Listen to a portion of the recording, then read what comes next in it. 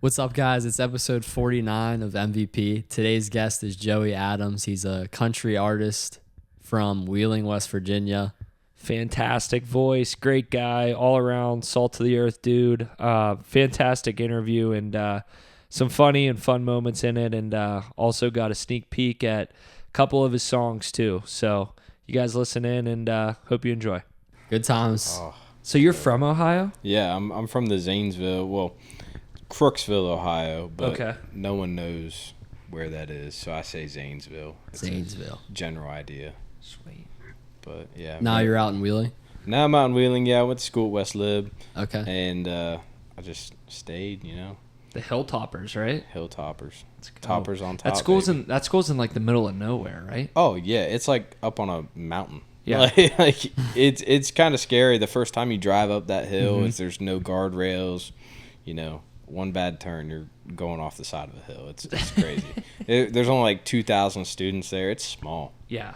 Small But they have and out their of the way. their basketball team was unreal. Yeah, what is that, D2, I think? Yeah. Yep. Their basketball team was ridiculous. Basketball was ridiculous. In the past couple years, wrestling. Really. Wrestling, they had like 2 or 3 national champs. Wrestling in the Western PA area is no joke. See, that's how it is in Ohio too. But Ohio's really, really good. Ohio's too. tough. Yeah. I mean, I think Ohio's probably better than PA. I don't know. I'm probably speaking out of context. That and but like MMA, I feel like some of the amateur like MMA stuff and like out towards Canton, Ohio, that area I know is kind of big as well. yeah, they well, that's like Penn State, dude. Penn State's wrestling team is Yeah. fucking nuts. Like they're ridiculously good. Insane.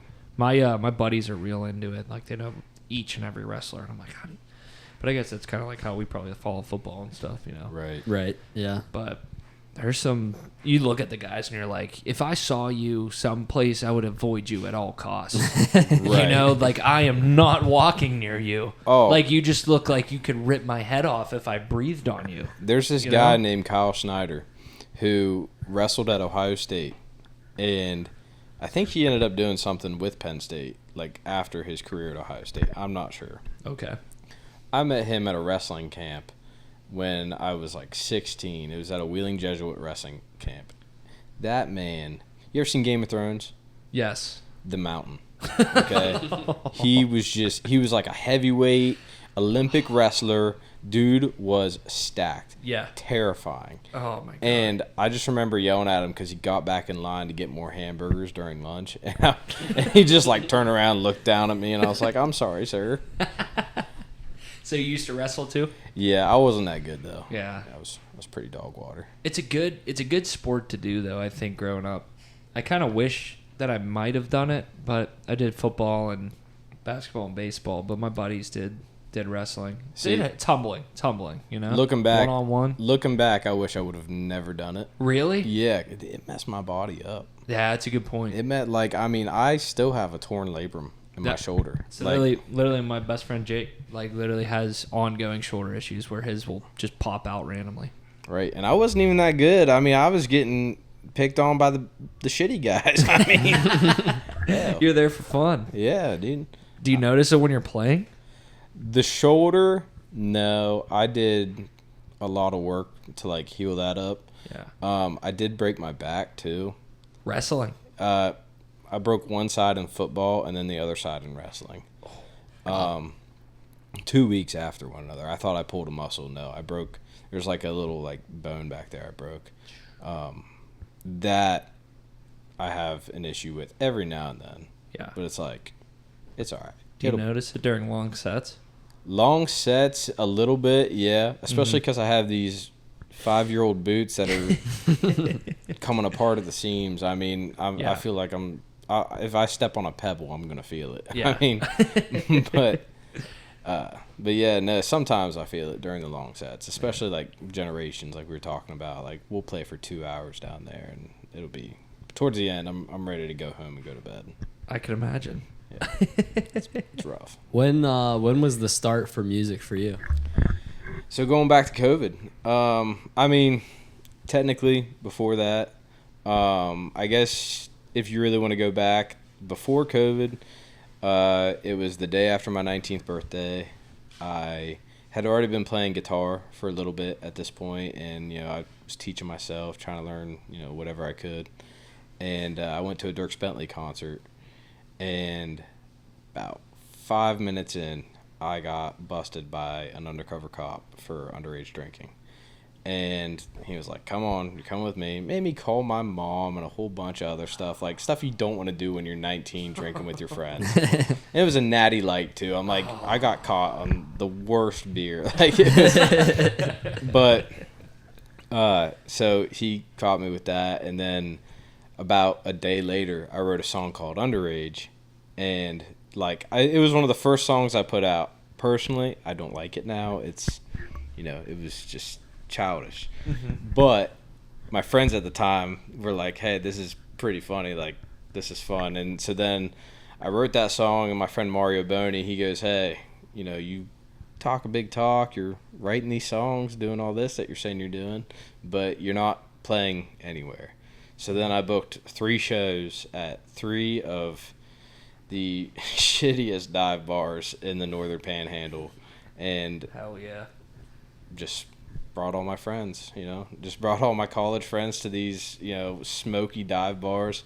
And I didn't even know 3 hours worth of songs. So I would play all the songs I knew, and then I would just start playing them again. and there's nothing wrong with that. They'd be like, is this Tennessee whiskey for the 5th time?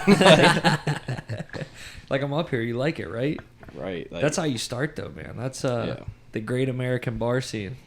Zach Bryan always posts that, man. Right, Yeah. right. That's it. But so we went from there, and then after that, we, COVID hit.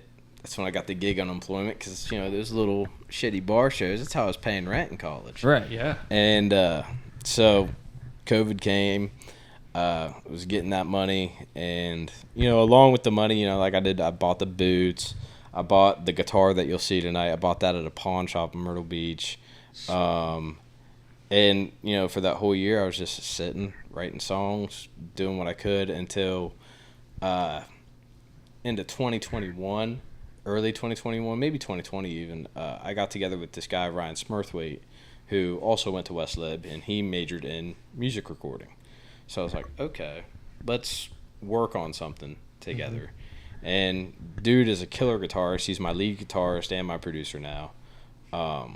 And yeah, it's just kind of snowballed. We released an EP. It was shitty. And then we released another EP. It was a little bit better, still shitty. And then we started releasing, less and less shitty songs. And, and that's a inside joke too, the whole shitty songs thing, because all of my close friends, you would expect your close friends to be like, yeah, your songs are great, be yes men. No, not my friends. My friends, they're like Ian. That's the friends you needs, though. They're like Ian, who isn't here with us tonight. Shout out to him, Big, they're dicks. and they were just like, man, this is some shitty country music. And I'm like, okay, cool. And that's just what I wrote on for a while. Now if they say it, I'm like, okay, fuck you. But before it was just one of those things. So we just kept putting out music, and some of them stuck. Yeah. How so were you writing songs before that you picked up the guitar, or were you playing a little bit and you're like, hey, I think I could write a song? So I picked up the guitar. It's funny. I picked up the guitar when I was 13. There was this video game called Rocksmith, and it was cool. You could plug your electric guitar into your Xbox. It was really cool. It teaches you. And I learned Smells Like Teen Spirit, and I thought, okay, this is good enough. I'll never have to play anything else. So then I never touched the guitar until I was 18. And that's when I took my dad's guitar, took it down to my room. I'd play it for an hour or two every night. And after that, it's just I started learning. I learned some Kenny Chesney. I learned some Whiskey Myers, Eric Church, all that. And then I would say close to whenever I was getting ready to leave for college is when I wrote my first song. And it just kind of snowballed into there. But, that first song was not good. And then it's you have to keep writing to get better at it. Right. So it was those first, I probably wrote 200, 300 songs in that first freshman year of college. Mm-hmm. The majority of them were terrible. Yeah. I mean, they were just they weren't good. So it's one of those things. You had to keep writing to redefine and refine it, really. Yeah, put it out there into the universe, get some feedback on it, get some good friends to tell you that It's shitty. it's shitty country music. Shitty country music. That's the kind of friends you need, though, man. Honestly, yeah, no. Yeah. So do you get a lot of friends that come to the shows and everything still? Oh yeah. Fill the place. Dude, all my boys come. I mean, and it's a fun time too. I was in a fraternity up at West Lib, Okay. but I wasn't in a national fraternity. So they had local fraternities there, which were really just drinking clubs. And Of course. Right. So I was in a fraternity up there, and it's like all those guys that were in that fraternity, the older guys that were there when I first started, and then there's like the younger guys that are still in it right now that come. So it's really a cool dynamic, because you'll see guys that are 27, 28 that come to the shows, and then you'll see guys that are just 21 or even 20 sneaking into the shows. Yeah. So We don't know those guys, though. No. That's awesome, man. What is like, where do you draw a lot of your inspiration from with like writing songs? Is there like a specific, I mean, in or terms just of kind of whatever you got in terms that of day? inspiration, man, it can hit me at any time. Right. There have been times, I'll do co-writes with people, so it'll be like, hey, look, my buddy Samuel James, he's also a musician. He doesn't do country. He actually does like his own. He's closer to like John Mayer, and he John does. Mayer fanboy. He does his own type of thing, and so we'll get together and we'll do some co-writes here or there, and I'll co-write with some other people too. And in that sense, it's really whatever you're feeling. Do you have a line that's in your head that you want to build off of? Outside of that, it can really hit you anywhere. Like the whole like she didn't like my boots thing. Like I had no clue where I was going with that story. Or I'm trying to think what else. Oh, I got a song. Actually, the song I just put out, "Losing Sleep." So that one, it was 2 a.m. and I had to get up at like 6 the next morning. And I'm just thinking, like, man, I'm stressing out about this. I'm stressing out about this. I'm losing sleep. And I said, hold up. That might turn into something. I But got something here. right. So, but I mean, it can hit me at different times and completely random. That's why, like, I keep my phone on me. I used to be a big stickler about writing it down by hand in a notebook. Mm-hmm. Now I'm like, if I get the inspiration, I type it on my phone. Because, I'll be at the gym and I'll be in the parking lot and, ooh, something pops in my head. Or I'll be in traffic driving up here. I mean, anything. It can just come at any time. Do you do the voice to text at all? Like, do you speak into the phone at all? Because I know a lot of times people will, like, resonate, like, the writing down, sticking in their mind a little bit better, or, like, thinking it's more creative. You don't buy into it. I don't do the voice to text, Okay. but I'll do like a voice memo. Yeah. So, and that's more so if I have a melody in my head, or if I think of a good line and a good melody. That's what I was just gonna say, because you got to think of like how it's gonna sound. too. Right, Yeah. right. And so, like, if I think of a good line and a good melody, I'm like, okay, I need to put this in my like music memo or whatever it is, or voice memos, and otherwise I'm gonna forget it, because Right. I'm also very scatterbrained. I got a lot going on, and I will forget. Oh yeah, I can imagine. I mean, you try to think of like a song as you're singing it, Right, and then you're like, wait, did I already sing that again? right. You know, when you're going through like a song or just singing it in the car, like, Dude, it's crazy. I mean, and again, like, I really am. I'm scatterbrained. So, I mean, there's times I forget to text back Ian Jones, and then he'll text you at 4 a.m. yeah, he'll text me at 4 a.m. He'll be like, "Thanks for texting me back, dude. I hate you. Like, die." Like, but no, it's just one of those things. I'm scatterbrained. I have to write stuff down. I do bad without an agenda. I start forgetting to text people back, and then it's like 6 months later, and I'm like, "Hey, remember when we were talking about this?" I think that's all creative people, man. You Yeah, know? I get like that. If I got Jared. like a working list in the notes app of just things that I gotta remember this. Jared's probably like that too, though. Oh yeah, yeah. Mikey. He's on top of it response wise. I will say that, but like Yeah, some people they'll are bad. just like come in and go. Yeah, texting wise, you just forget. Do you ever And see then- that one thing? It was like, if you had to call somebody right now and they didn't pick up, you'd get $1 million. Who would you call? Do you It's a have good somebody question. You in mind? guys Actually. can call me anytime.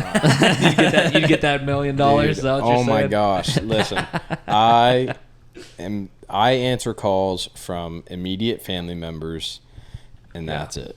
That's fair. Yeah. I mean, if That's fair. if it's like from an area that I'm expecting a call from, and it's like not saved, I'm like, okay, maybe I'll answer this. But 9 times out of 10, even if it's my close friends, I'm just like, you can text me. There's no reason for us to talk right now. I love talking to my close friends, Right. but I feel that. Rather see you. Yeah. Rather see you. Not we're a phone big, call guy. We're a big voice memo guy. okay, see, I can get behind that. Voice memo? I get behind the voice memo. Yeah. Videos, not a fan. Like if someone Yep. sends me a video on Snapchat, I'm like, No. why? Nope. Why? The same way. Well, because I'm also Same way. thinking like, I'm in public right now, Right. and I know my friends. Right. What are you gonna send me? If I play this, I'm the bad guy. You know, Exactly. it's like it's somebody on the phone. Everybody's looking at you like it's your phone. Exactly. Why are you playing that? You know? Exactly. That's like opening a meme. Like Yeah. I sent one into the group text. You see the one whenever it's just like somebody moaning like they're Oh, a golf yeah. hit. And it's just like those get me every time because I'm like in the car with my mom or something like that. And she's like, "What is going on?" I'm like, "Yeah, Yeah. I can't even explain it." Those you are know? evil. Dude. You can't explain it. I have this one friend, and he will listen to this, and he knows exactly who he is. Who will send links to adult websites just because he thinks it's funny. Yeah. And then because he sends it in a group chat, it then pops up on like when I go to Google search something. So I was like trying to show someone something the other day, and it was like property sex, Kimmy Granger, and I'm like, pause. I did not look this up. The worst was That's during hilarious. COVID whenever they were like, there's a COVID outbreak in your neighborhood. Click this link to follow the closest news story. And I'm like, oh, man, ding. Oh, there we go. I'm like, get off, swipe. That's hilarious. Yeah. It's back on the COVID tangent. We keep going back to COVID. I don't know. It's the start of it all. We'll be back to COVID at the end. Yeah. Oh, don't worry. We I will. hope not. For our sakes. What kind of guitar do you got now? What What did you start on? What did you move to? And now what are you on? So, I've only had 2. Well, okay. that's not true. That's not true. I started on my dad's Ibanez. Okay. So, it's really cool old acoustic guitar from the 90s, early 90s, maybe even late 80s. Love that thing, but also it was very clear that it was from the 90s or 80s because, it's one of those things you really got to press your fingers down hard on it to, like, really play it well. I mean, it was just, it's made for someone that has been playing for a while. Then I graduated high school because this all happened my senior year. Actually, to start with that, I started playing the guitar originally because I had this girlfriend, and I was like, hey, I'm going to start playing guitar, and I'm going to learn a song and impress her. Nice. And we went to go see Kenny Chesney. I learned Anything But Mine by Kenny Chesney. If you guys know that song, really sweet song.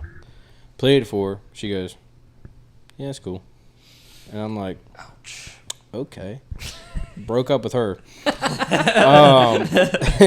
We're done. Exactly. And then I kept playing because I'm like, you know what? Didn't work on her. We were already dating. That's why. Maybe it'll work on the other chicks. It's a good setup. It didn't. But I started playing that guitar and learning all that, and then I graduated high school, had a graduation party, and all the people that came, I got $500 from like my graduation party, which that's supposed to be for your first year at college, whatever you got to use it for. And my dad said, hey, as a graduation gift, I'll I will buy you a guitar that is within the $500 range. Because that's what he did for my older brother. And he was like, I'll do the same for you. I said, okay, that's awesome. We went to the store, and I said, hey, you said you'd buy me something for $500. Well, I also have $500. So then I got a $1,000 guitar. Hell yeah. And it was a Martin Road Series with a cutaway on it. And it still sounds just like the day I bought it. I mean, it is a beautiful guitar. It sounds beautiful. We still use it on recording every now and then. And then fast forward a little bit more, COVID hit. I was getting the, gig unemployment, whatever. And there was that 2 weeks right at the beginning of COVID in June where they were like, hey, everything's getting better. We can lift restrictions. So then two of my friends, they said, hey, restrictions are lifted. Let's go to Myrtle Beach. And I said, okay, cool. Let's go. We went down to Myrtle Beach. We stopped at a pawn shop. And this guitar that I brought with me is a Martin DX1. And which in country music, Martins, they're like solid. They're top tier. Yeah. I mean, the only other guitar brand that is like well known that does well in country music would probably be a Gibson. But so they had this Martin DX1, and they had a price for like $600. I talked them down to $400, and I bought it. It sounded terrible. I Really? put $200 worth of work into it, Wow. and then you'll see what it looks like whenever I break it out. But there's a cool design to it that Sweet. is kind of custom, and My, it's got a little story behind it.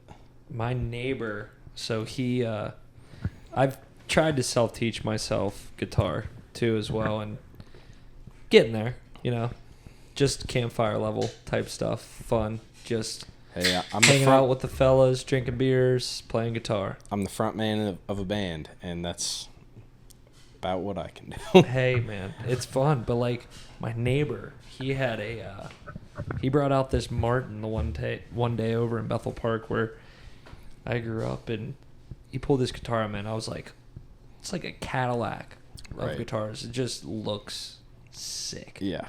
There's just something about it, and it sounded like I have a average like Mitchell guitar that's got like an electric plug into it, and I like played mine and like literally just like strummed it down with no chords, nothing, and then like he did it.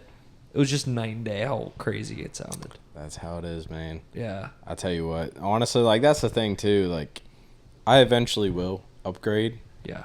But as of right now, I am kind of emotionally attached to this one. Well, right. I'm sure once you feel it and play it, and you get a feel for the guitar, you're like, this is Right. doing the trick. Well, it's also like I've had it since COVID, so since 2020, and in that time, I've played small bar shows with it. I've played big bar shows with it. I've played county fairs. I've played, sweet music venues. I mean, there's literally blood still on the guitar from where I've like cut my finger shotgunning, and it's like I'm not gonna wash it off because that's badass. It's cool. That's sweet. But like, and like you can like actually see it too where the blood is. Like it's like dried on there. But it's it's one of those things like I'm attached to it. It's my baby, and I don't even let like a whole lot of other people play it. Like I let my boy Samuel James play it and a couple other people, but that's the extent. Were you ever like a nerve guy, like when you first started performing in front of people, or is it just like something that came naturally to you? The first paid show that I ever got was at Burr Oak Lodge. My mom was like the head chef there, or manager, and she was like, okay, like here's $100, come play for 3 hours. And that was the most nervous I've ever been because I had never played, and I was like on a bar stool in a corner of a restaurant bar area, and I was just nervous. There was like servers and everyone that like knew my mom walking by. I'm like, okay, they definitely just heard me mess up on like my fifth song. Like it was very nerve-wracking. Now it's like I get excited. Like I'm like, okay, like I get geared up, and I do like different things too, like pre-show stuff. I don't do vocal warm-ups, which I probably should, but I do a lot of other stuff pre-show that really just like psychs me up, and I just get excited. I'm like, hell yeah, this is my time. This is what it's about. Do you play it all with the band beforehand or anything like that now? I mean, I'm sure at the other venues, do you like set up and play and make sure everything sounds good? Yeah, we'll do a sound check. Yeah. We do a sound check. We normally sound check with the song "Boys from Oklahoma." It's a pretty popular song, but then and so we'll sound check with that, make sure everything sounds good, and then other than that, maybe I'll play off to the side or something, something small, but it's never like we're playing all the time because it's also we're about to play for anywhere from 1 to 2.5, 3 hours. So we don't want to wear ourselves out. No. But I mean, we're pretty well rehearsed beforehand going into it. What's the longest set you did? You said it was 2 hours? That's what we try and stick to is 2.5 right now. Just because it's a lot of playing. Well, and here's the thing too. A lot of artists, even the bigger artists, they can play for that long. They'll take an intermission. They'll go and they'll play for an hour and a half, take an intermission for 10, 20 minutes, come back out, tear it up again. Right. I don't like that. I'm saying we start and then we finish, and that's it. Right. And it's like if we are sweating and like drenched, I'm normally drenched in sweat by the end of a set. And beer and everything else, but mainly sweat. and it's really like I don't want to take a break. I don't want to lose any kind of momentum. And I was like that whenever I was playing just by myself at the bar shows. I realized the minute I started taking a break, that's when people were like, okay, we can go back and do whatever. Whereas like no break, they're locked on the entire time. Yeah, that's a good point because I'm sure like when you're sitting there and you get people like tuned in and you're really starting to feel it, you're like, why would I step away? But with those like bigger guys, it's like, oh, you bought a ticket, so they're coming back. Right. But when you're working a crowd, it's like you want them there. Right. Well, and the thing is too, even if they buy a ticket, it's like you want to give them a show. They came, they set the time aside, they bought the ticket, they drove there. Yeah. Maybe they told their friends. Maybe they shared it on social media. You want to give them what they came for. Even if they're just doing it to be nice. Even if they're just like a friend, family member, whatever. You want to make it so that is a great show for them and not a waste of time or money. Right. So. That's it, man. Yeah. Who are some of the members of your band? Who do you all bring whenever you go to play? So, members of the band, we'll start Ryan Smurthwaite. He's the guitarist. He's the producer. And then we got my boy Greer Lambert on drums, which, keep in mind, too, I'm the worst one in the band. It's my name. I'm the front man, all that. I'm the worst one. And I tell them that all the time. So we got Ryan, killer on guitar. Dude's a wizard. He's like a metal guitarist. Then we got Greer, who is a jazz drummer. Traditionally, and he just tears it up. And then we have Caleb Asmussen, who is our bass player. He actually just came on as bass this year. Last year, which was the first year we had the band, we actually had Samuel James, my John Mayer boy. He filled in on bass and backing vocals for us. So we had fun, and he was just like, hey, I need to go and do my own thing. And I'm like, hey man, because originally he filled in last minute for a show, and it was like right when we were getting started, and then he just stayed on. Now he's doing his own thing and he's killing it.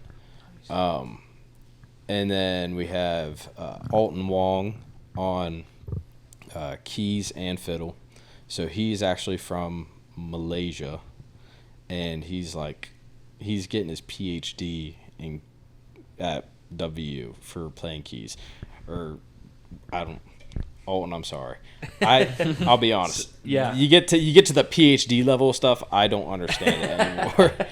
Hey, it is. It's next level education up there, man. But literally, you see this man play keys, and you're just like, whoa, what is happening? Like he's that good. They're all that good. Wow. And then you got Wyatt Kidd, and Wyatt Kidd, he's from Moundsville, West Virginia. He is just the goodest of good old boys. Yeah. And he tears it up on fiddle. So I have 2 fiddle players. I was gonna say a fiddle player is cool. If you hear one, that's legendary. funny story.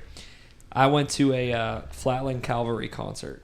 I don't know if you ever listened to those guys, man. buddy, Dude, I love Flatland. man, I got hooked on to them through Yellowstone. It was like my original Right. song I've ever listened to them. Me and Julia, I see they come to Pittsburgh, Stage AE. Absolutely love that place for concerts. Like, it's next level awesome. We go to it, and we had our pregame on, so we walked in a little bit buzzed up, and it was, I don't know if it was I forget when it was, but dude, when I tell you, like, shows that were put on, I've seen Gary Clark Jr. Flatland Cavalry was by far my favorite of the people I've seen live. Fiddle player, electric guitar, acoustic, Dude. and then Cleto, their like lead singer, is a beast. Great voice, cool voice. Drums was sick. I love Flatland. Yeah, So great band. Great band. Phenomenal. I mean, Mountain Song, arguably one of my favorite songs ever. It's beautiful. Fantastic. I used to be really big into bourbon, so like they mentioned Blanton's in that, and I'm like, oh, okay. And that's what got me hooked. Yeah, no, I think that was the song that put me on to them. But long story, I guess, to the point is their fiddle player was just unreal. They just let him solo. Well, and so that's my whole theory between having two fiddle players, because my one fiddle player, Alton, he plays keys primarily. That is like his thing. He started playing fiddle just because. Whereas Wyatt is primarily a fiddle player, but he also plays just about any stringed instrument. So banjo, guitar, mandolin, all of it. So the whole idea is when we have everyone, Alton and Wyatt, then we can have fiddle and keys on a song, or fiddle and banjo. And it's like we don't have to pick between one. We have two wild cards, which is awesome. And it raises the performance so much higher. It's insane. Yeah. I mean, even the recordings that you guys do too, man. That's what I said to Josh before, like, we were coming in to do this. I'm like, the sound quality and the amount of people that are in your songs, it's awesome. Production value, man. If you go back and you listen to like Losing Sleep, so Losing Sleep was the first song that we've put out where it's those guys in the band. Okay. Like live drums, live bass, like everything. We recorded it. We recorded the bass and the drums with the full band in studio one day in like 2 hours. That's hard to do. Yeah. That's what we were talking about with Jeff the last time. Yackel, guitar player. Yeah. That's it's hard to get everybody all in. For studio time too. And that's the thing too. It's like the only people whose schedules lined up were me, the guitarist, the bass player, and the drummer. So then we had the fiddle tracked separately, and then we had the keys tracked separately. So it was just like boom, everyone has their parts to do, and then it all came together. So it was crazy. But yeah, no, Wyatt killed the fiddle on this song that we just put out, and then also the next song that we're putting out, and then Alton did keys, and I mean they both played exactly what I wanted them to. Yeah. Like you would never guess Wyatt playing that fiddle. If you go back and listen, that was done in just like a normal room like this. Really? No treatment, whatever. There was like carpet on the floors, sure, but it was. Isn't that amazing? Just like the sound that can get picked up through. Right. And just like the instrument that you're playing too. Oh, like, and it was crazy too because there was like a dog barking outside. Like it was. But that's the thing though. Like that Zach Bryan does that shit all the time. Like throws in like literally I forget what song it is. There's a dog barking at the beginning of it though. Like I know that for a fact. Or he has that one song. I don't know what it's called, but it's where there's that stupid bird that's outside. It just gets louder and louder as the song through goes the song, on. and you're like, what the fuck? Yeah. Where's that bird coming from? That's hilarious. I think Zach Bryan really opened it up for good or for worse. I mean, for better or for worse, I should say. Because it's like, yeah, now people aren't afraid to put out lower quality recordings. So, because that's the thing. They always say the best song in the world hasn't been heard yet. And it's a great analogy. well, and that's the thing. Like now people are like, okay, I can go and record something on my phone and touch it up a bit put it out on Spotify. That was And- him on and- TikTok, right? It was Yeah. like, that's how he blew up. Exactly. So like he's made that possible. Now you also have people that are doing it too much and they're being kind of cheap in that way and they're like, okay, this is all I have to do. Let's do it. Yeah. And they're not actually diving deep into it. Or they're ripping it off and they're like, okay, I'm going to do the whole acoustic thing. But They're trying to jump the process, is what you're kind of saying. right. That's what the big thing with like comedians we're saying about that too, because a lot of comedians were like, oh, you could just make a 60-second short reel video and it blows up, and now you're a comedian. Like people were giving all those people slack, but Yeah, kinda it's the same definitely thing. a conversation. You know, it's way different than it was for the comedians coming up now versus previously. yeah, Where's the line where you're officially a comedian when you're just like a wannabe? Right. You know, I guess But- this same for same for musicians. Music, I guess, mean, right? for artists. musicians, it's crazy because like you're going back, who the hell? it's Ian. He knew we were talking Ian's about probably him. calling. I'm not answering this. I'm just putting it on Do Not Disturb. That's we go. hilarious. God, it wasn't Ian. If it was Ian, We would have had We would an have answer. to we're going to his house. literally. He he's lives not far from here, Yeah, actually. he's not far at all. Don't tell me that. No. I think he actually, when I told him that you were going to be on, he's like, I'm going to just stop by. I was like, all right. I wouldn't put it past him. And That he scares hasn't me. yet, Probably but He's would. never told me where he lives, so It's top secret info. We're- If you want to know, we'll That'd tell be you off air. hilarious. we're going on a field trip later. Yeah. We'll That's pop funny. in and say hello. That's cool, man. So you have any big shows lined up in the near future? we need to go to a show. Yeah, no, seriously. Yeah, so actually Generations, we're playing there on a lineup. They're having G-Fest. And it's like me, North to Nashville, which is a band out of Ohio, and then Gage Joseph, he's like a local guy in Wheeling. So we're playing on a lineup on the outdoor stage. It'll be a fun time. I Nice. mean, I'm going to have fun. Yeah. I'm going to get Oh, yeah. belligerent. Do you notice you play better if you are drunk? I sure think I do. I definitely am not like tense. Yeah. Like that's, if I go up there and I'm completely sober, then I might be a little tense. I might not be willing to, do something stupid that the crowd might like. But if I'm a little buzzed, I'll smack a beer can off my head and just go right into the next song. And then the guys are like, "Hey, like you might not want to do that again. Like your head's bleeding or something." Like it gets That's a little, legendary. it gets a little rough. Yeah. What's your ultimate goal, you would say, with everything?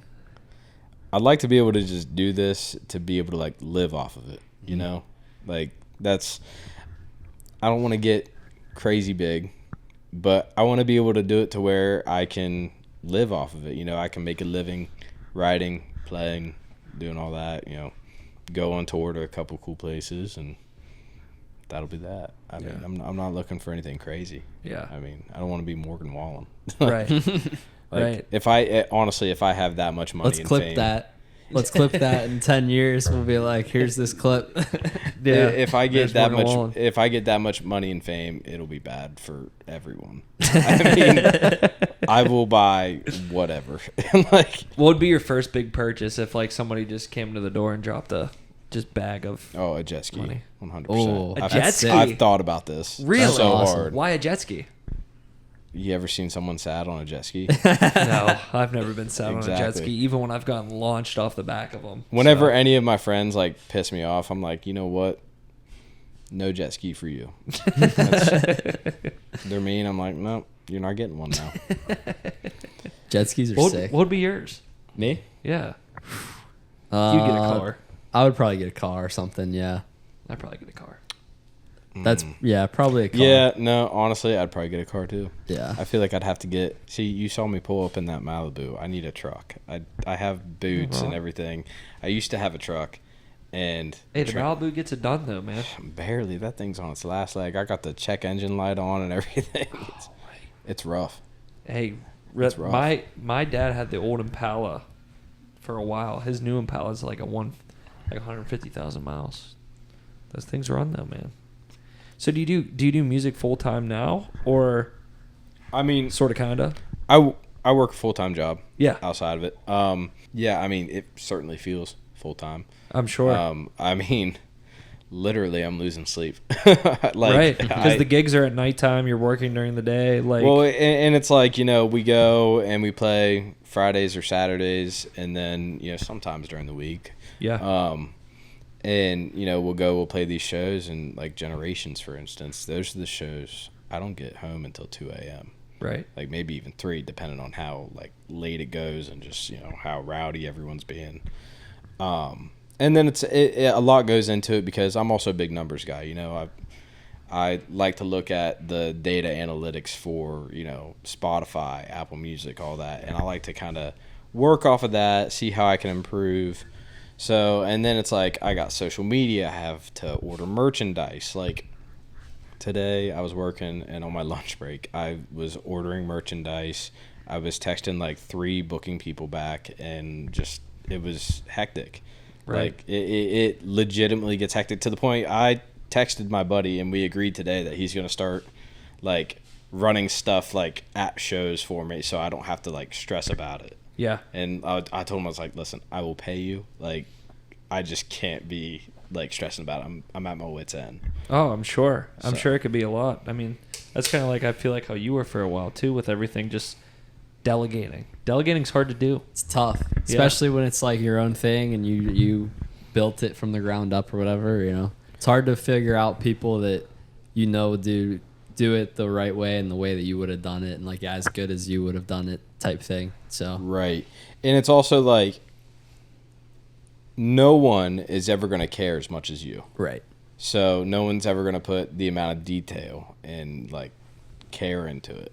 I mean, like you obviously, like you're a partner, so like you will, but like that's just, you know, one of those things. It's no one's ever going to put that amount of detail into it. You watch Gary Vee? I mean, I saw him on TikTok whenever, like, 2020. Because that's a big Gary Vee thing I've watched before, where he talks about how like you can't expect the employees to care as much about your own business type thing. Right. Well, Well, and so I'm just curious. it's all about motivating, like, the people around you and everything. I got my MBA in management, baby. Okay. Hey. And it's like, okay, I got to do this full time, and then, you know, evenings come. It's like I can't. Obviously, I still play video games, but I got to ease up. I have to limit myself to like an hour or 2, and then I got to do some stuff on my computer to keep the whole music thing rolling. Yeah. Yeah, it So- is. That's very similar to like Mark Ferrari, because he's a teacher yeah. too full time, and then he real does estate his, agent. Yeah, and then he does his shows during Or the. no, I'm thinking of the other guy. You're thinking of Rich. Yeah, you're Rich. thinking of Rich. Yeah, no, Mark does shows throughout like the week, all these different places and everything, and it's remarkable. Like Well, and go and do that. I'll stuff. tell you what, too. It's like that's something that I think a lot of up and coming artists don't realize soon enough is that you need to be working full time at a job. Yeah. It's a part of the grind. Right. You know, you need to be working full time at a job, and then also doing your music full time. You have to have your 2 full time jobs, because this past year, for instance, I was substitute teaching, so I was like barely making ends meet. Like it doesn't pay much. There's days I don't work. There's weeks I don't work, and so it was like I'm barely making ends meet. Anytime I had a gig, that money goes straight to rent. Like that money I make, it goes straight to rent. It goes straight to bills. Whereas like now, working full time. So now, instead of taking money away from the music, I can put money into the music. I can put money into, you know, like I just texted my band today. I said, hey guys, like I'm setting up a fund for you guys, for like the band members. I'm like, hey, I want to make sure like this fund is like funded by, you know, a little bit of merch sales, a little bit of this, a little bit of that. And it'll make sure that if there's ever a night like where we're playing a show that's solely based on ticket sales, or say we have to travel really far, like in July, we're going to have to go to Newark, Ohio, which isn't that far from me because I'm in Wheeling, but my guys live in Morgantown.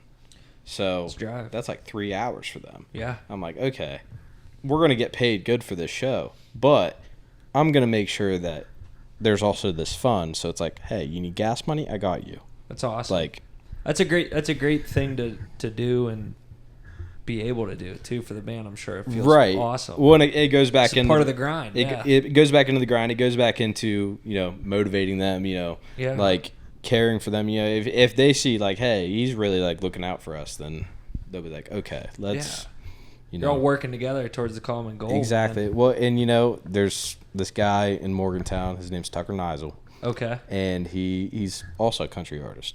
He has written some of the most beautiful songs I've ever heard. There was somebody else that came out big through Morgantown too. What's his name? Country. Charles Wesley Godwin. Yes. I can get into him in a minute. Okay. Continue with your story. Tucker Neisel always I'm gonna said, kill the dryer too, really quick. It was coming up in my headphones. Where a were we guy. at? Yeah, on we your, need to on go your back. story. Yeah, no, we were getting juicy To the there. Morgantown artist. Yeah. No, I just said rising tides raise all ships is something that Tucker always has like said to me. Okay. Which one person starts, doing bigger things and, taking it seriously than everyone else that's involved will. And, good things happen for one person, good things happen for all. But you mentioned Charles Wesley Godwin. Yes. So, He's from Morgantown, Yeah. West Virginia, right? Yeah. Okay. Have you heard him? Well, I've heard the name before, but I haven't heard it. phenomenal. I'm out of touch when it comes to music a little bit. Phenomenal. Fire. I'll put you Keep on. that in mind. Dude, he's insane. Can I play a song real quick? Yeah. Yeah. Okay. Dude, there's the Family Ties song. I hear that. His voice, man, it's legit. Wait, let me. He's crazy good.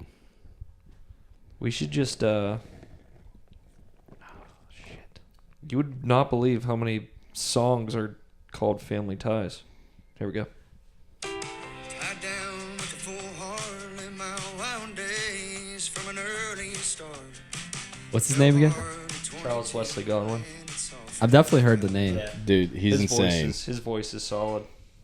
He's insane. Straight out of Morgantown. So actually, this was in 2021. A friend of mine up at West Lib was like, hey, at this point in time, I didn't have the band, didn't have any of that going on. COVID was still kind of happening, kind of not. We were like coming out of it. So I was like not really playing a whole lot of shows.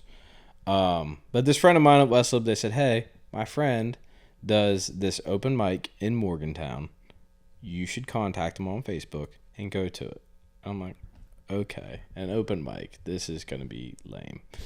And anyways, I look at it and I'm like, okay, open mic. This person's playing at 7. This person's playing at 7:30. And then at 9:30, it had Charles Wesley Godwin. And I'm like, I know that name because my girlfriend was really into him. And I'm like, okay, the spot right before him is still open. So then I messaged the guy that's running the open mic. That guy was Samuel James, the guy that played bass for me for a year. And that night was the night I met Sam, and he got me hooked up on the lineup and everything. I played right before Charles Wesley Godwin. I butchered Lady May. And I'll never forget that. He was there, and I butchered it. And I'm like, fuck. I'm sure you didn't. No, I 110% did. I forgot words and everything. It was bad. It was bad. But Did you get to play more than one song though? yeah, I played like 3 or 4. Okay, well that's good. But he had just walked in, and that was like my last song. So I was like, okay, I'm gonna do it, and I did it, and I messed up big That's time. okay. But so I met Sam that night, everything, and then I went after Charles Wesley Godwin played, which when he played, it was like a noisy bar and everything. He played, the noise stopped. Yeah. Like, it got serious. Everyone was like, we are being graced with awesomeness right now. Uh-huh. And afterwards, I was like, hey, man, my girlfriend's a big fan of yours. Can I get a picture? And so we took a picture together. And then that night, he stayed there with me, Sam, and a couple of the other people that were at the open mic, just drinking beers and, like, talking life, giving advice on music and stuff. Wow. And at that point in time, I had released 2 EPs, which I haven't released any EPs since, more so out of, like, a marketing standpoint. Like, it's easier to market one song versus a whole bunch of songs. Mm-hmm. But those 2 EPs, they weren't, like, taking off like I had originally thought. You know, instead of having, like, right now, I think I'm at 78,000 listeners on Spotify as of today. That's awesome. Then I had 50. like 50 listeners. That was it on Spotify. And no 100, no 1,000, just 50. And at the point, I was like, okay, I suck because obviously no one's listening to this. And I told him that. Like, I told Charles Leslie Godwin, I was like, what do I do? Like, do I just give up? Like, what? Like, what am I going to do? And he looked at me and he goes, man, how old are you? And I was like, I'm 21. And he goes, you're way ahead of what I was then, dude. Just keep doing it. You'll be fine. And ever since then, I'm like, okay, let's keep rolling. Because, like, he said he was, like, close to 30 or whatever, or was 30. Wow. And I'm just like, okay. That's really cool. That's Yeah. plenty of time. And that's kind of, like, why I just, like, kept going. And I'm like, okay, I got to refine this. I got to refine this. And, you know, that moment kind of flipped a switch. And it's like, okay, quit stressing about it, you know. Yeah. Everything's going to happen when it happens. Yeah. No, So, and just to like Love that. have somebody like that's of that Of that status and being that cool and hanging out with you guys. This was also like 3 months before he went on tour with Zach Bryan. Wow. Like Crazy timing, huh? crazy timing. That's nuts. And And then- what, he would just come back to Morgantown and just play? He still lives there. Really? Yeah. I didn't know that. Yeah, he still lives there. Wow. And like I recorded the song Blue Mountain Flowers about a year and a half ago. And I recorded it actually at his friend's studio.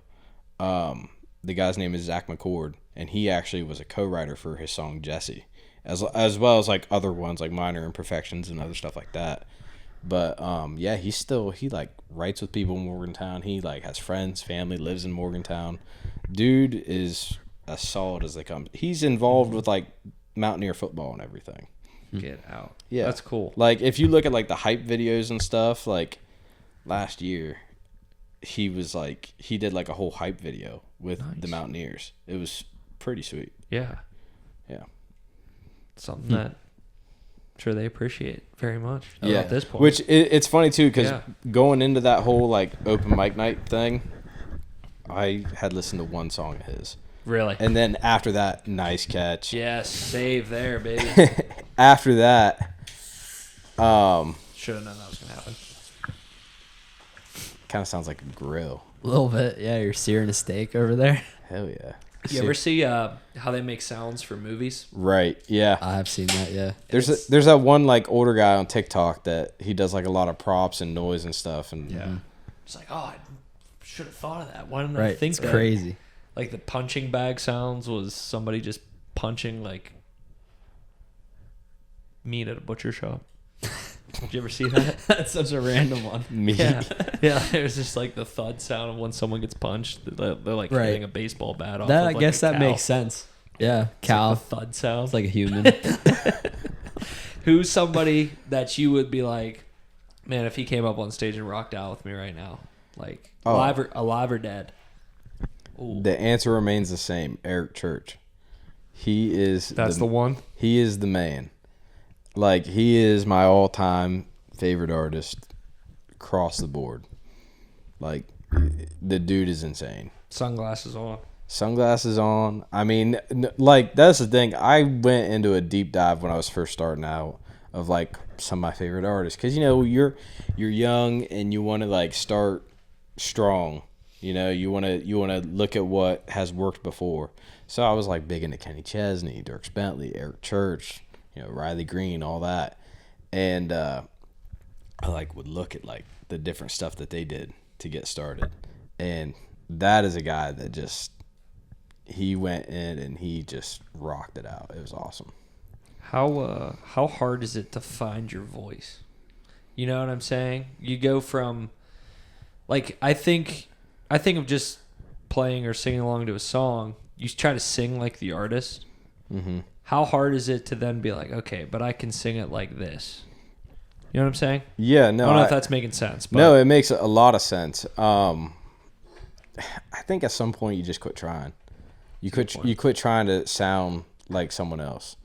Like when I first started, even like the early recordings, like the first EP, the first 2 EPs, there was songs where I'm not singing comfortably how I know how to sing.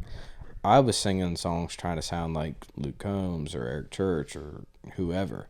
You know, I just wasn't sounding like myself. Right. Eventually you get to the point, I think, where and someone told me when I was first starting out too, you find like 2 or 3 artists that you think that you sound like, or that you just really enjoy how they sound, and you merge them together. And then eventually those influences, they fade into the back a little bit, and your voice kind of starts to shine through. Who are those 2 or 3 for you? Eric Church. Okay. I'd probably say Eric Church, Tyler Childers, which that came later into college. Tyler Childers.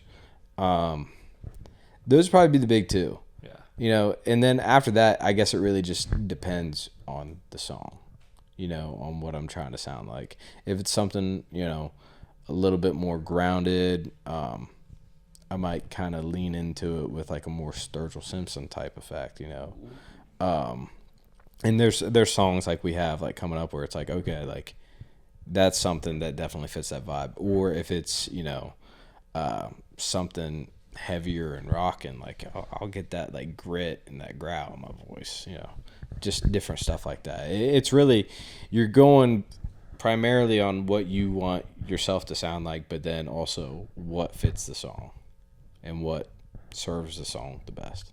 That makes sense. What do you hope that someone says, or what one word would you describe your catalog as in 20 years? Like, how would you want someone to describe that in 20 years? One word.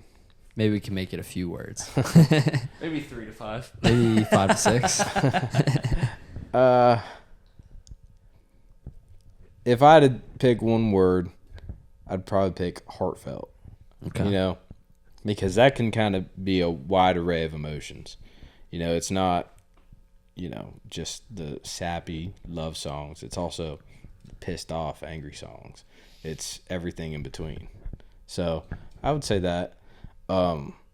Gritty, you know. Gritty. I like rowdy. I mean, like that's the thing. Like, I like the fact that, you know, when I write, I'm not.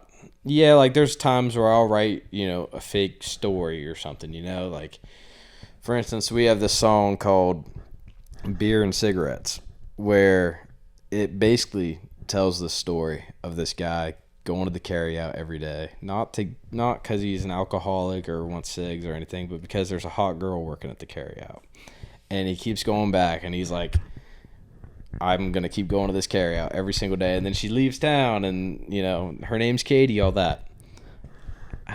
I never knew a Katie that worked at the carryout. But, like, I wrote the song, and it's a song that people like at our shows, and they sing along with. So, you know, I like to tell the stories, but also, you know, the grittiness, it's like, what's real? Yeah. Like, I'm still writing about stuff that I know about, in a sense, and stuff that others can relate to. Like, I was listening to a song just yesterday that just came out, and in the song they were like talking about flying in an airplane from one end of the country to the other, like every week or whatever. And the whole time, like, it was a good song, good melody, but the whole time I'm like, I can't relate to that. Can't connect to it. I've never been in an airplane. Like, right, man. Furthest place I've been is Florida. No, do you think it's easier to write songs for artists and then also for yourself whenever you've lived through the experience versus trying to come up with catchy songs with a good meaning? Absolutely. Yeah. You know, obviously, if you can write a song with a good meaning and, you know, that is catchy, that's ideal. Yeah. But also, I think it's good exercise, too. Like, summertime rolls around, I will start writing some more, like, beachy songs, like Kenny Chesney style songs. And you know, I go off of what I know, too, when it comes to that kind of stuff.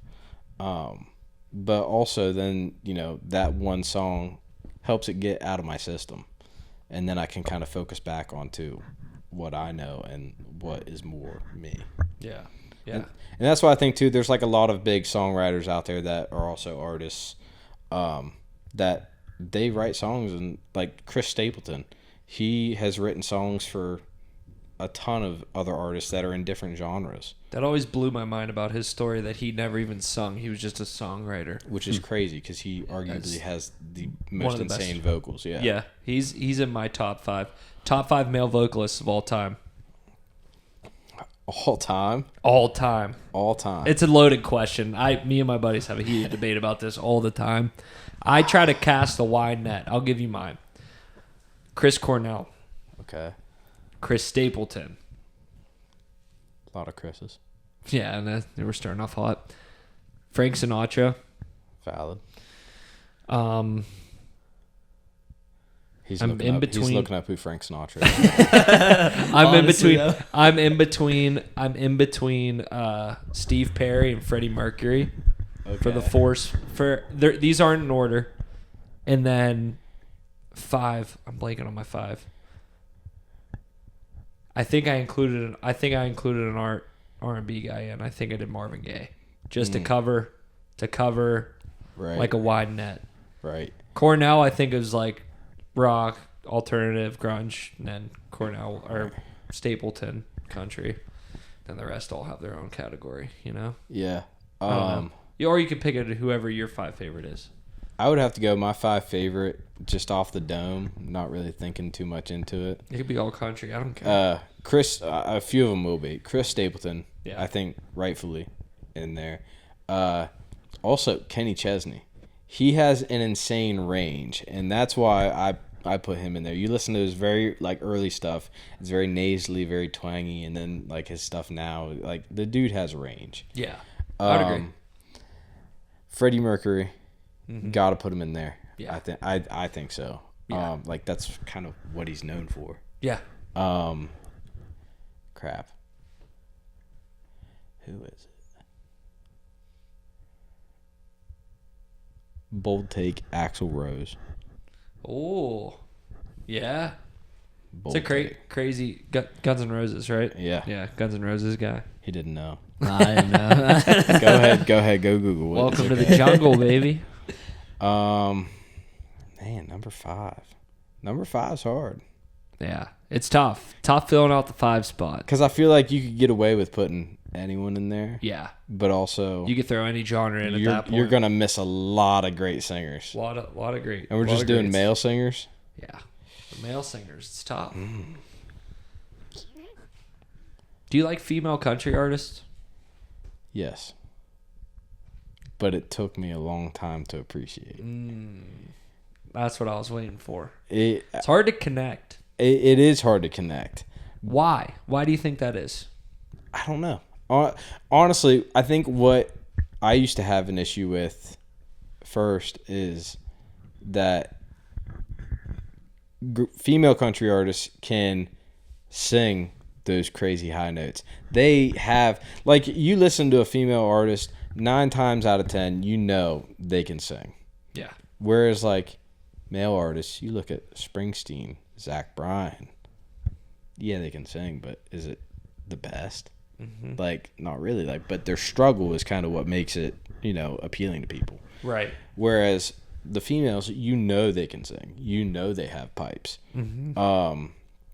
So I definitely, when it comes to the females, I look at the songwriting aspect. Honestly, I would say the female that really got me to appreciate other female artists would be Ashley McBride, Okay. which I don't know if you've ever listened to her. The name sounds familiar. I probably know a song if I searched it up and played it. See, I definitely heard that name, but Ashley I can't McBride? say I've listened. Really? I can't say I've listened. You got to listen to her song Bible and a 44. Okay. It is amazing. Crazy combo. 44 Magnum like a gun. Yeah, dude. No, it's legitimately a great Solid song. Yeah. But she's like a fantastic songwriter and singer. Like she's phenomenal. But then that got me also into like older female singers like Reba and Shania Twain and all that. And then like I mess with a little Shania Twain, man. and She had then some and good then like the songs. ones today like Megan Maroney, Ella Langley, like. You know who I like? Casey Musgraves. She has some banger songs. She has another female, great vocals. Yeah. Great Like vocals. some of her songs too, I really dig on some of her songs. Her style of music I'm not crazy about. Yeah, it's more folky, I think. Yeah, it's Yeah. it's different, but Yeah. it's but still I like a lot of her stuff. Mhm. Man, I'm still thinking about number 5, honestly. You mentioned Springsteen. Bruce Springsteen could probably be up there. Nah, he can't sing for crap, man. Yeah, but he's like one of those unique voices that, like you were saying, you know? Right. Actually, you know what? That's what he sounds like. I'll throw in another country artist just because I can't think of anyone, but Luke Combs. He's up there, man. He's got great pipes. I mean, He's fantastic. Did you hear that cover he just came out with? no, I haven't listened to it yet. My guy. Give I me a was sec. stupid and I released a song on the same week. As Luke Combs. Yeah. you? Yeah. Buried. That's funny. Dude, he's so good. I released a song the same week as him, as Treaty Oak Revival and all them. Oh, underrated band, man. Dude, You want to talk about underrated bands? Treaty Oak Revival's Treaty up Oak there. is insane.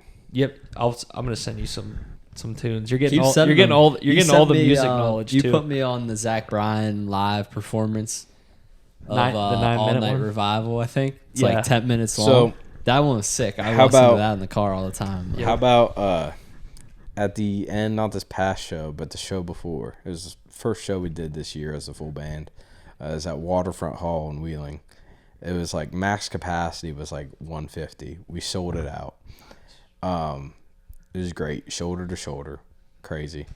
And at the end of the set, because everyone knows we know it, so we played Revival. I was belligerently hammered because it was the first show of the year. I'm like, okay, I'm getting gone.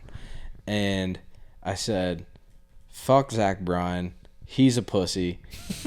I said, how long is the live version of this? And they were like, oh, it's like 13 minutes or whatever. And I said, we're about to do this shit for 14 fucking minutes. And we did. We literally, That's like, awesome. someone in the audience, like, kept holding up a timer. And they were just like, you got, like, 7 more minutes, man. You're on minute 6. You're like, I'm like, literally no one else can do a solo anymore. This is, like, terrible. That's hilarious. that is cool. All right, I'll play the song. I'll play the song by Luke Bryan. Or Change your mind about leaving me behind. Baby, bring it to me. Bring your sweet love. crazy. Just bring it on me.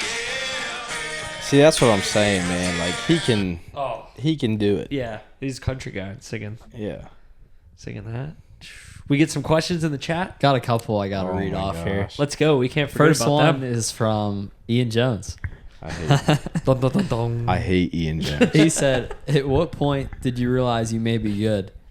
And how did your parents take you coming out?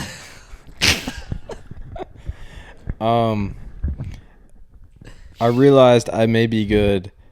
When was that? Monday morning when Ian Jones texted me. He said, hey, this actually doesn't suck. I normally have to be nice and say that it's good, but this actually doesn't suck.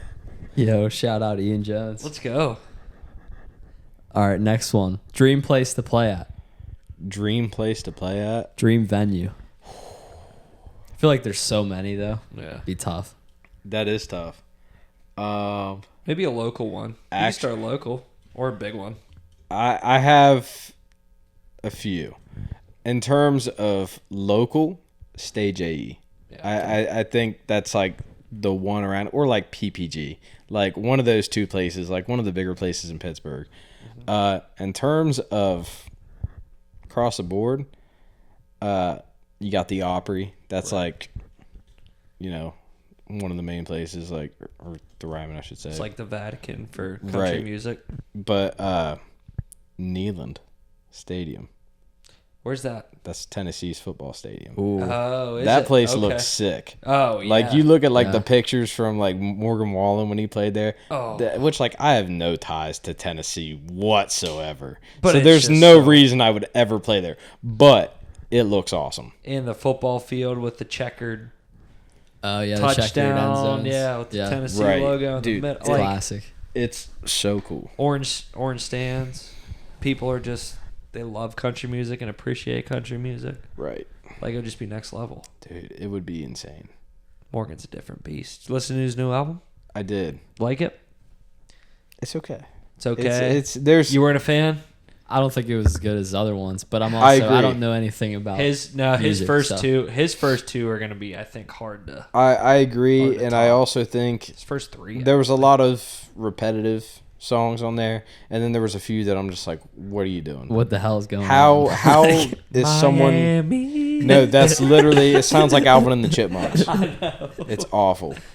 Yeah, That there's song. some questionable ones there. We've had some jokes about that one.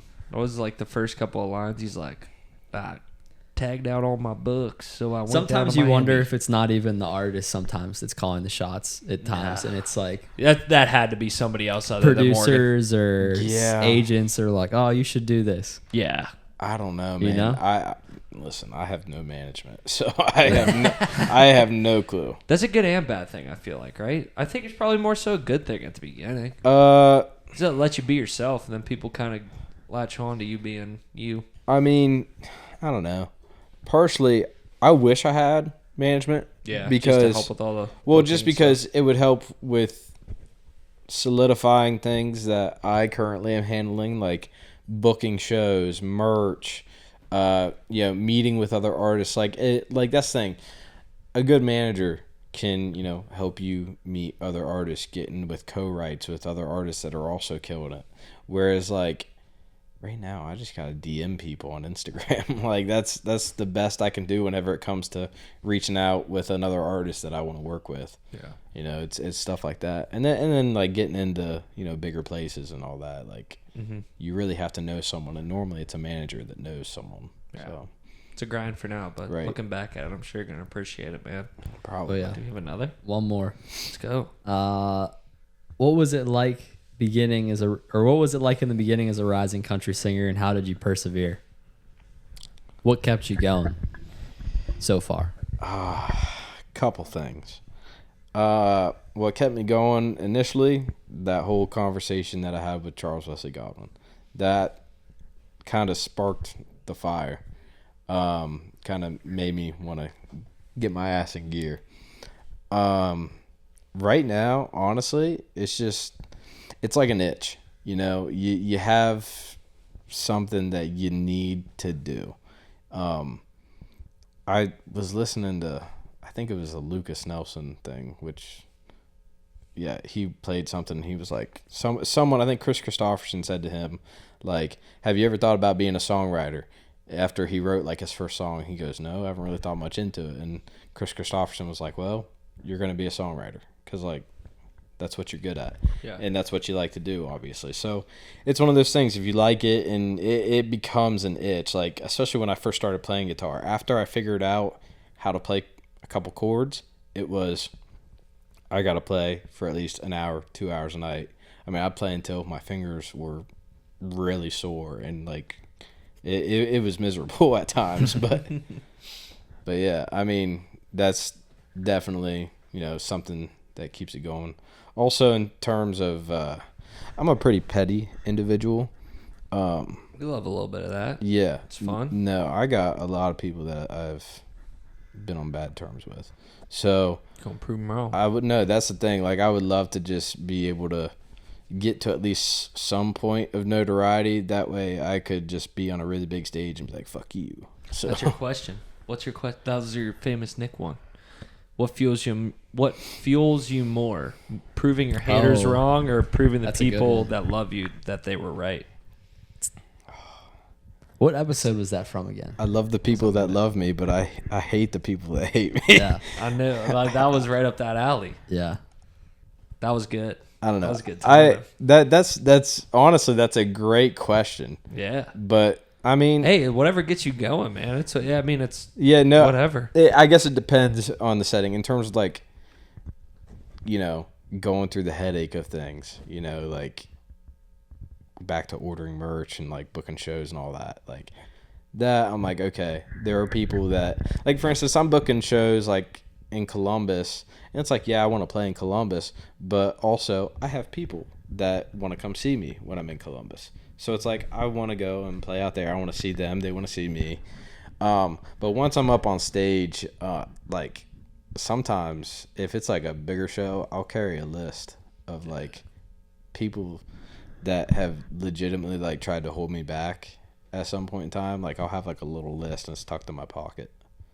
And That's gangster. dude, I'm telling you, they're the most random people are on there. Like you'll see, like there's this Jimmy guy. Smith from middle school. No, No, I'm just, hey, there we go. hey, no, there is. I have one high school teacher on there. Okay. I have one middle school teacher on there. Okay. And then I also have like a guy that lives in Wheeling on there, which Okay. I will not disclose. But, Hey, man, but it's whatever. Like, and I'm sure that it probably adds into the music and like how you play and well, yeah, no. Sometimes everything. that's awesome. that's the thing, man. Like if you're up on stage, and like for instance, I saw Tyler Childers, I think a year, 2 years ago. I can't remember. Sounded exactly like he does on the records, exactly. But while he was up there, there was like no showmanship, in my opinion. Which I know if anyone's listening, like I'm gonna catch. that checks out though. I'll I'd catch agree. some flack for that. I But agree. I've seen videos of him like. but like yelling at it's fans and like stuff. granted he tells the stories and he's great at that and he does his thing and that is his thing. But also it's like sometimes I want to see someone like if you're singing a song like where you are really like letting loose. Like I've seen Eric Church twice, and I've seen him with the full band at PPG, and then also during COVID when it was just him playing to PPG. In terms of his performance, the exact same, and it was like that of an angry, pissed off man that just went out there and tore it up and like literally like looked like he was about to collapse at the end of each show. It's awesome. Like that's what Zach Bryan does that. Like I think that's why a lot of people like Zach Bryan, not necessarily because like the songs are phenomenal or whatever, but I mean, granted, he has some hits, but they see him at the shows and they're like, this is a guy that is really like busting his ass and like putting everything into every song and looks like he's about to collapse at the end of the night. People love realness, man. Right. People gravitate towards it. I think we're getting to that point of the show, man. Yeah. If you want to Yeah. rip out the guitar. We'll pause for a second. Yeah, Get set up get here. you set up if you're down to play some tunes. All right, what's this first song that you're gonna rip for us? Called Drunkards and Dreamers. Okay, so this song is "Drunkards and Dreamers" by our fella friend Joey Adams. He's gonna rip on the guitar for us.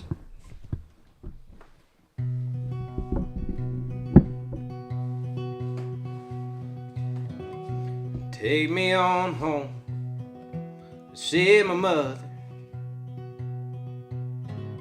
so she can tell me quit smoking cigarettes, and maybe I'll go and get my shit together and tell the good Lord he ain't taking me just yet.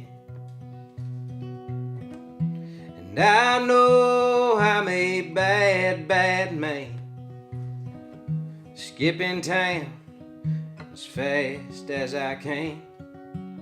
And I know I'm a real son of a gun, acting awful wild hair like a man on the run, and searching for where the grass is greener, and getting lost with the drunkards and the dreamers. The past 4 nights ain't getting no rest. The whites are red in my bloodshot blue eyes. I'm riding 70, making my way west. This time I reunite with an East Wyoming sky. And I know I'm a bad, bad man, skipping town just as fast as I can. And I know I'm a real son of a gun, acting awful wild, hey, like a man on the run. Been searching for where the grass is greener, and getting lost with the drunkards and the dreams.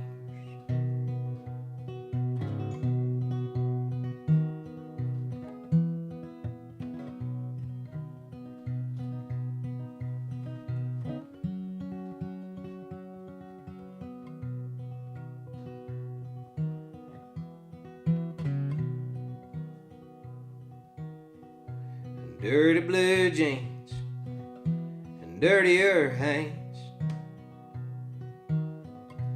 loading up a rust bucket out back.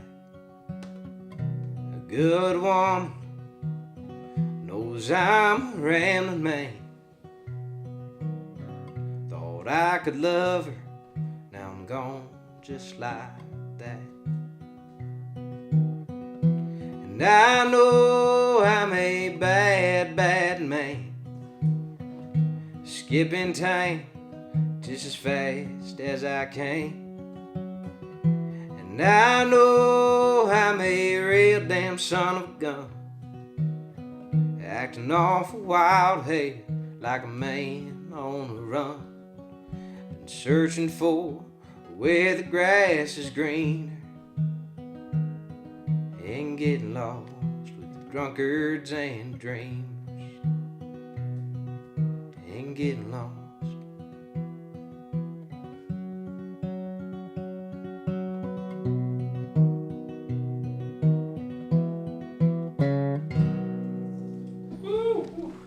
Damn, man, let's go. Incredible. That was awesome. Appreciate it. That was sweet. Yeah. Appreciate it. Wow. Great. Like, how do you think even to go like through that with like the picking progression? Like, we're like, that's just what I'm gonna do there. You just With messing the around, picking just progression, playing it. I'm very limited. I can, That was pretty good. like, I can do. That's it. It was good, though. That's all I can do for the most part. Like, I can do some stuff. It's like.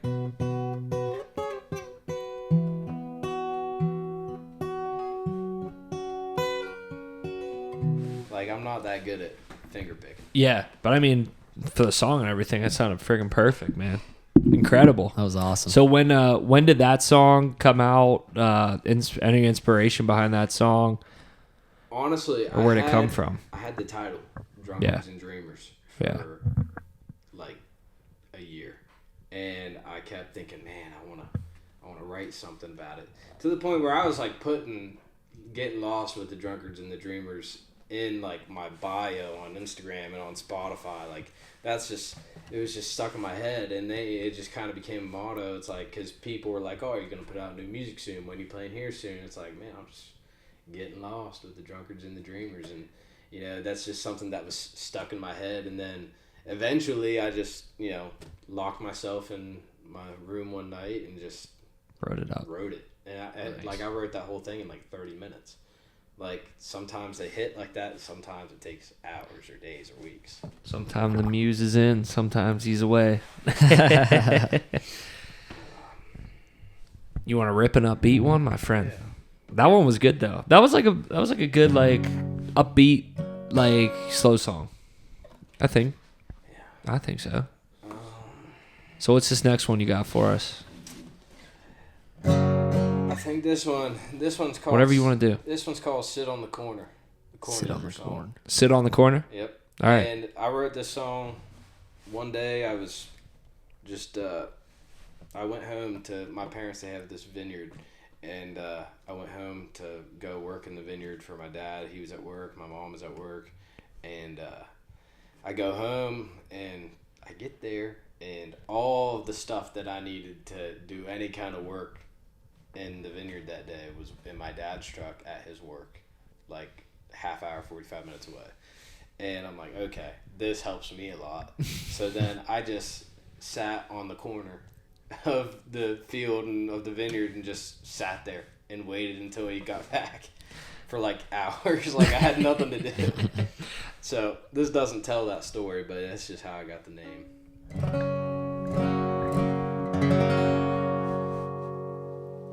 I go sit on the corner with a bottle of corn liquor. Wait for my father to come on home. Well, I ain't got no money spent on weed in Tennessee, honey. That's a leave I dare to hold me down, down, down. And I'll pick on this six string. Listen to some folks tell me I can't sing. I'm the king of bad luck, now pass the crown. And I go sit on the corner with a bottle of corn liquor. Wait for my father to come on home.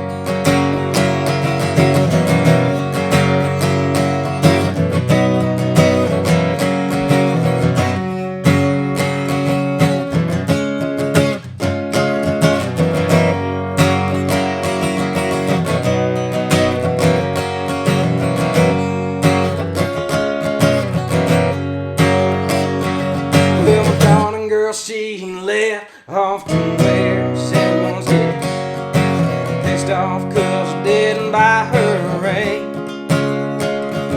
Said, boy, you ain't that tough. You ain't outlaw tough. And you can't make a living trying to sing. Now go sit on the corner with a bottle of corn liquor.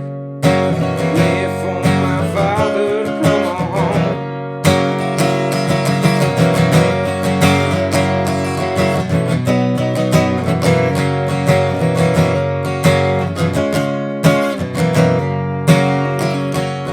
I will sit on a corner with a bottle of corn liquor. Wait for my father to come on home.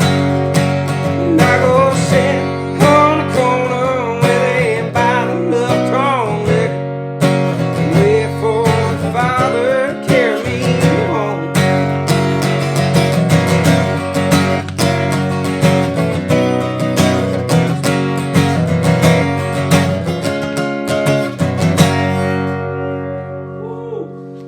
Oh man, that was good. Bravo. Sweet. What do you think Julia thinks upstairs? She's like, what's going on down there? It's like, there's somebody coming. That was to legendary. Do the podcast. You wouldn't know it. I completely messed that one up. Really? Yeah. Why the chord progression? couldn't have The told chord me. progression was awesome on that song. The verses, What? I got them mixed up. Oh, The first one is actually the second one. Hey, but it sounded good. it's the remix. It's a Yeah, right. It's a Well, front to the back to the front action. You know, nothing wrong with that. That's right. Woo, that was awesome, man. Appreciate it. Appreciate it. That was sick. Yeah, no, we appreciate you, man. Seriously, Yeah, thank seriously, you. Thanks for having me on. Thanks for coming out here. What can we plug? What can we?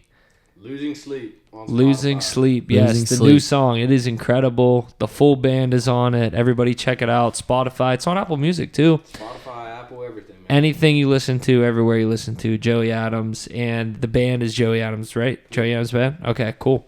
Any new places or venues you guys are going? Generations in June. We got Frog Fest in July. And then potentially going to be at Mr. Smalls up here in Pittsburgh. No way. Soon, yeah. Get out. So we'll be there. Be at Rambling House in Columbus. I mean, we're playing some fun spots. So. I want to go down to Generations and then definitely at Mr. Smalls. Oh yeah, for sure. That'd Keep be us a fun one. posted. Be a fun time. But yeah, check them out. Instagram. We'll plug it in the video, man. And we're looking forward to the success, my brother. All right. I appreciate you guys. Yep. Yes, sir. See ya. Peace. Peace.